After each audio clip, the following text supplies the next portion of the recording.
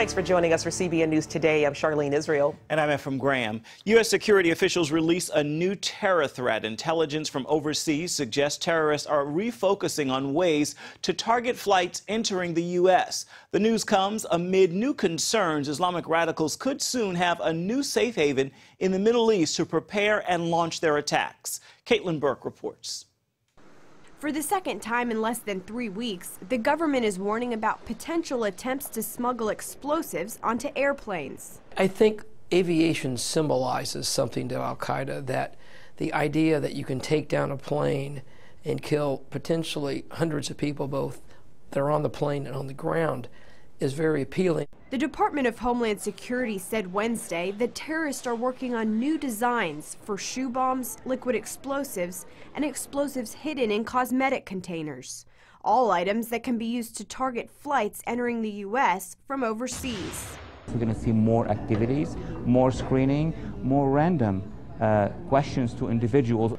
As security increases, travelers can expect more pat-downs and extra scrutiny of their shoes and carry-on items.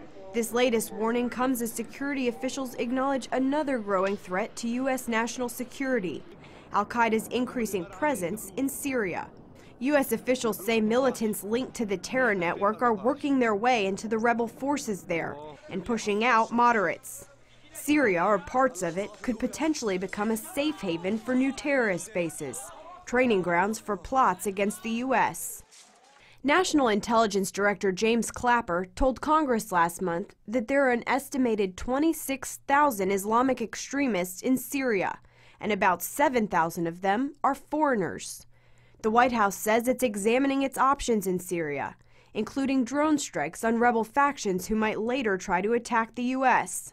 But critics say the terrorists wouldn't be so strong if President Obama had responded sooner and more forcefully to the Syrian crisis. In the Middle East, this situation was predicted and predictable, and the stakes here, frankly, are incredibly high. Caitlin Burke, CBN News.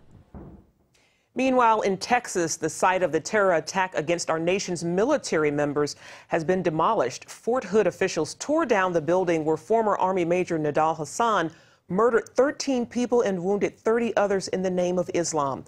In November 2009, Hasan carried 2 weapons inside, shouted Allahu Akbar, God is great in Arabic, and opened fire on soldiers. Hasan was convicted in August of charges related to the massacre and sentenced to death. Fort Hood officials plan to plant trees, install a gazebo, and mark the site with a remembrance plaque. Fierce fighting between anti-government protesters and police continues in Kiev today. This comes after what seemed like a truce between clashing parties fell through. At least 28 people have been killed in clashes. Protesters stormed police barricades in Kiev despite government calls for a truce. The unrest is spreading across the country. In the western city of Lusk, protesters dragged the regional governor out of his office and into a square, and you see they're handcuffed him to a pole and forced him to sign his letter of resignation. President Obama has condemned the violence, warning there will be consequences if it continues. Obamacare has forced another hospital out of business. It's the 4th hospital in Georgia to close its doors as a result of the health care law. The Daily Caller reports these hospitals were hurt because Obamacare slashed money for emergency services. The federal government used to help cover hospital costs for uninsured people, but those payments were dropped to force states to sign on for new Medicaid funding under Obamacare. Georgia is one of 25 states that refused to expand their Medicaid programs because the states would be left paying more in the long run. The cost of insuring employees under the president's health care plan is hurting many small businesses.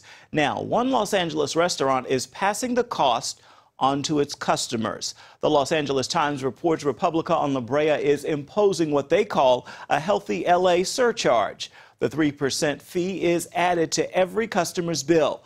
The owners of the restaurant say the money will go to pay for health care insurance for its employees. Some diners have expressed outrage over the charge. The Keystone Pipeline project is facing another roadblock today. A Nebraska judge struck down the law giving the pipeline a green light to proceed through the state. The judge ruled the law improperly gave an energy company power to force landowners to sell their property for the project.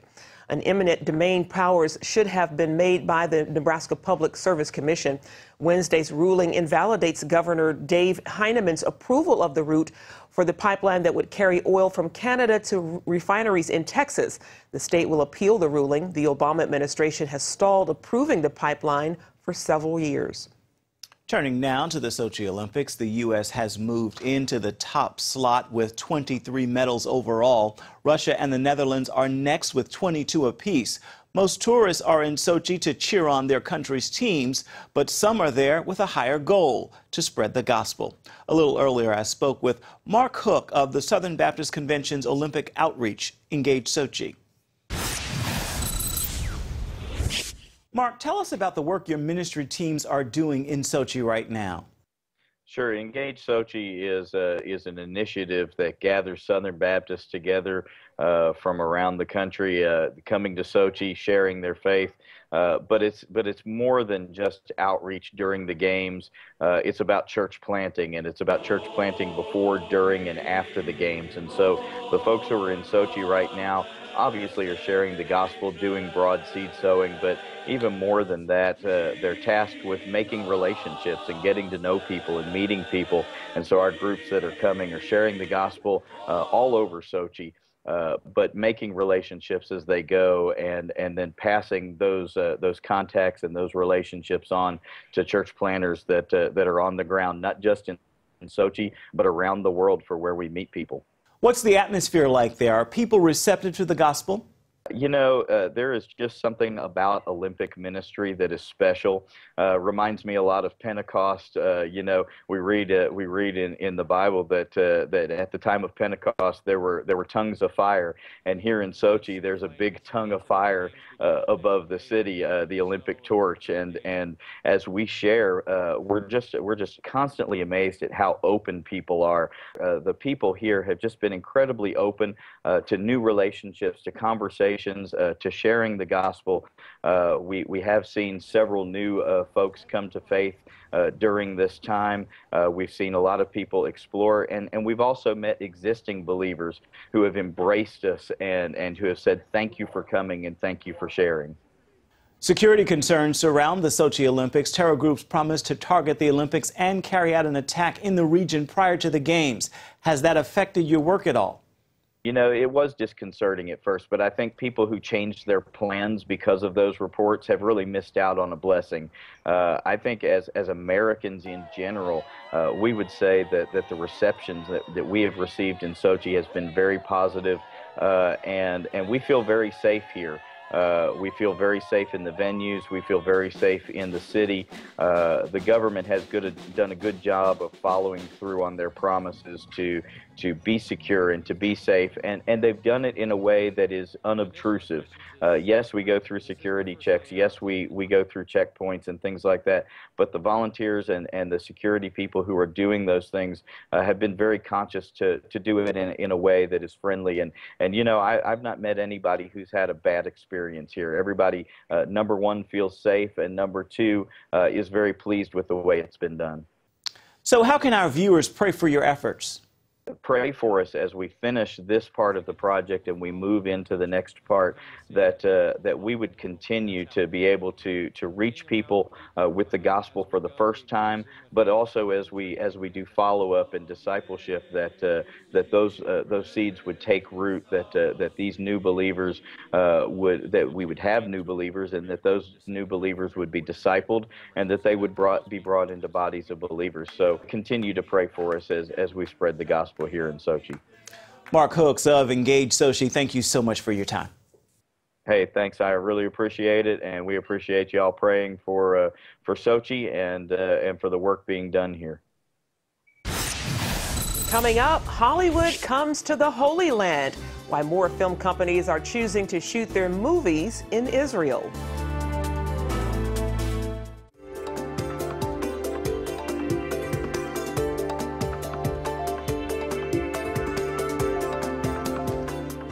Hollywood wants a tax cut for itself. FilmWorks, a group that represents the entertainment industry, has started an online petition. The Daily Caller reports the petition asks California's film and TV fans to push lawmakers for greater financial breaks for film production to stay in California.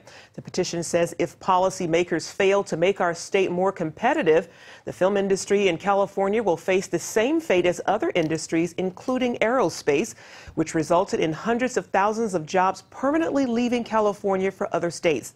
Several other states offer tax breaks for film and TV production.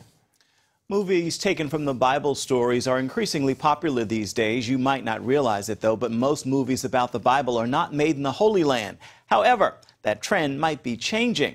Chris Mitchell reports now from Jerusalem. Hearken, you house of Israel. Give ear, O you house of the king, for judgment is toward you.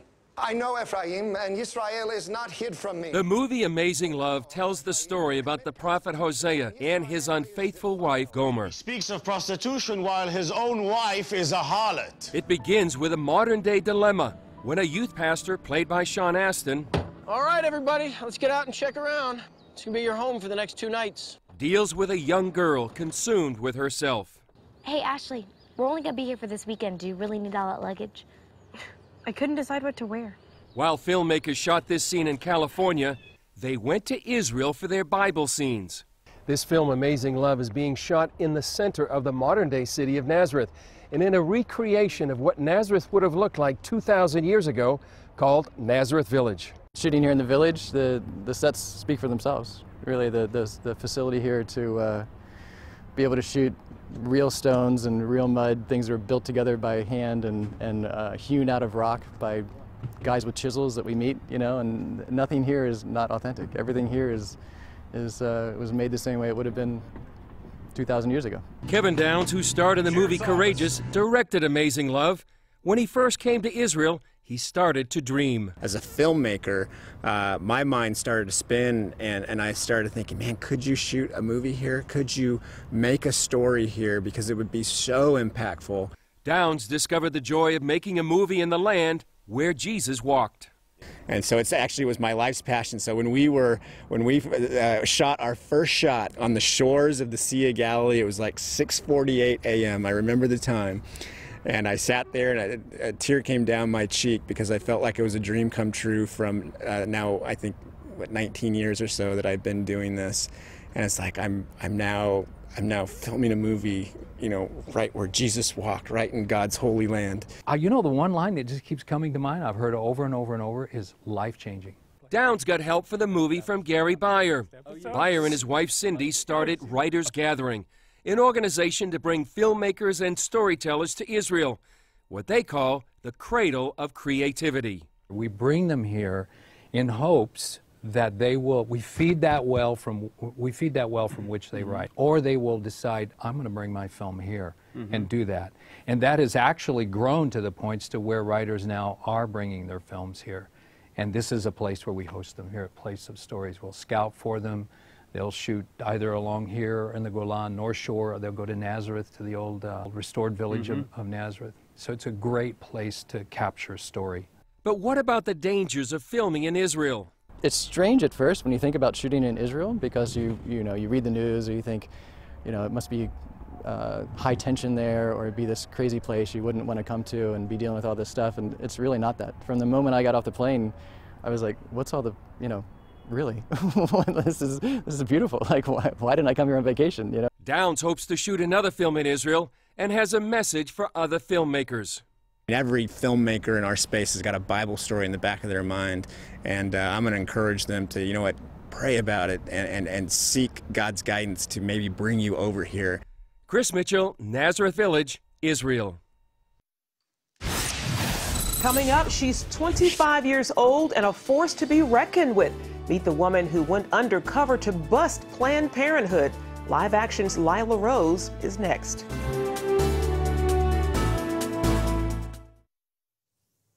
The Homeland Security Department has suddenly dropped plans to build a system to track license plates. Yesterday, we told you about their attempt to hire a private company to build a massive database. The goal was to use license plate recognition technology to help hunt down illegal immigrants.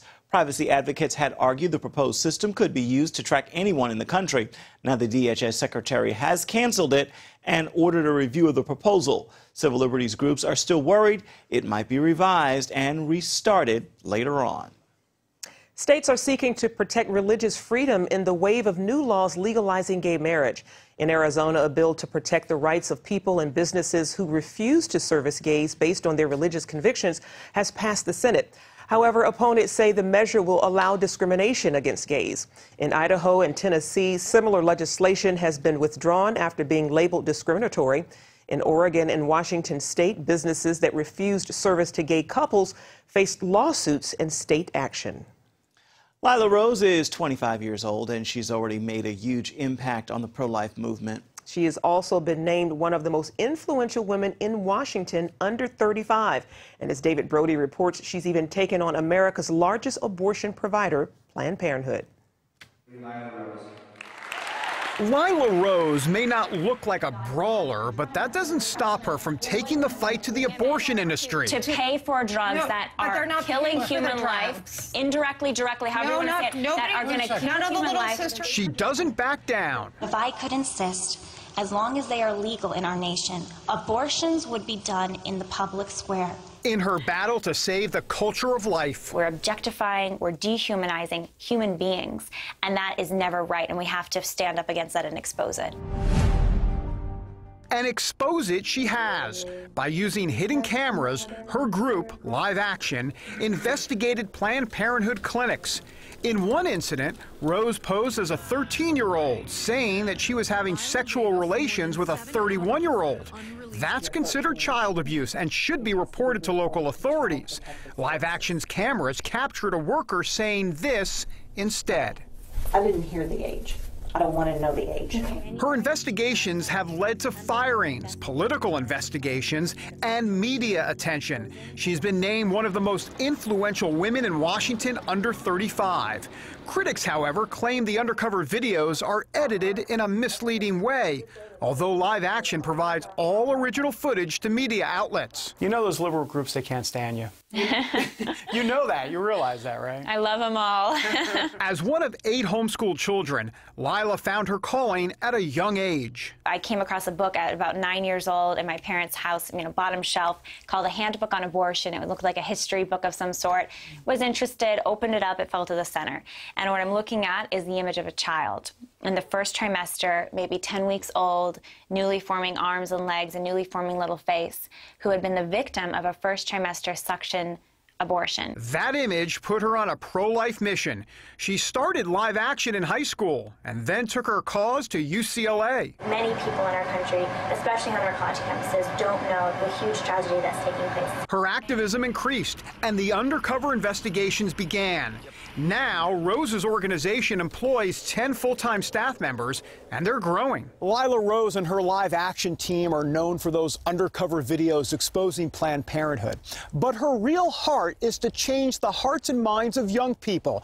And so that's why she comes to places like this, in Minneapolis, in the suburbs, in a snowstorm, all to affect the next generation. I challenge them, look, your life is a gift. Your life has a purpose. There's no greater cause than the cause for life in our country. Inside these events, she sees this, hundreds of young, dedicated teenagers. There's definitely passion. Like everyone I talk to, everyone who supports the cause is just super into it. There's no one that's just like mediocre about it. Everyone's just super passionate and wants it to change. And statistics back that up. One recent study shows 51% of 18 to 29-year-olds believe abortion should either be totally illegal or only available with some exceptions. The youth are the most pro-life generation that we have. Sharon Wilson runs a youth program in the Minneapolis area. She says technological advances like 3D ultrasounds that can even show the babies' faces make a big difference for them. There's a whole biological aspect of it that these kids get, that the culture of death can't push on to them because they know better. It will be this generation that will change the laws and change the hearts specifically on the areas of abortion. It's their generation that has been lost. A key market for us as young people, I mean, we need to reach my generation and future generations. It's why she works to teach them the importance of life. God created us with a purpose. Before he formed us in the womb, he had a plan for us. And Rose acknowledges that the fight she's fighting is both seen and unseen. In all of this, there's something even deeper going on than what we can even see in front of us. There's a spiritual battle, an epic battle happening in our midst. If we become activists and go out there, even if it's the best cause, even if we're fighting for justice and righteousness and good things, but it's not being completely infused and prayer is infusing it with the Spirit of God, with the love of God, then we are nothing. Lila Rose just wants to make her life count for something and knows all of this begins and ends with Jesus, who she calls her first friend. Life is short, and my life could be very short. We don't know how long our lives will be. Life is, but a breath. Tomorrow we may not have it. So use today for love, for loving God, and for sharing his love and his salvific plan, his plan and purpose for each person, sharing that with everybody that we meet. David Brody, CBN News. Finally today, can you imagine losing priceless items? Well, that's what happened to an 87-year-old World War II veteran. Now, those items included irreplaceable service medals and ribbons. 35 years ago, a burglar broke into the home of Walter Romero and made off with the valuables. His family spent years trying to replace the stolen property. Finally, their congresswoman was able to make it happen. Walter was reunited with his honors at a special ceremony. I am very honored to present Walter Robert Buddy Romero with his ribbons and medals for his service during World War II. I'm honored to receive my medals. I share these with veterans that did much more than I did. He's a hero to us, and I think anybody that's willing to put their life on the line for their country is a hero. Indeed he is. Now, during his time in active duty, Walter served on a ship that went ahead of the rest of the fleet, sweeping the ocean for underwater mines or bombs, risking his life for our country. Beautiful. Hats off to Mr. Romero. Indeed. So glad he's reunited with his honors. Yes, definitely. Well, that's it for now on CBN News Today. You can find more of our exclusive coverage of the issues you care most about at cbnnews.com. Tell us what you think about the stories you've seen here today. You can do that on Facebook or at CBN News on Twitter. Hope you join us right here next time. Have a great day.